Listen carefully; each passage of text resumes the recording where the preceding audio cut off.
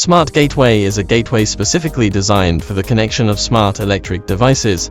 It is used together with smart electric devices to collect and read the data of a number of parameters. The Sassin Smart app perfectly connects the phone to the smart gateway.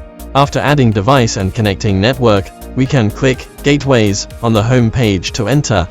Then you can see Gateways list.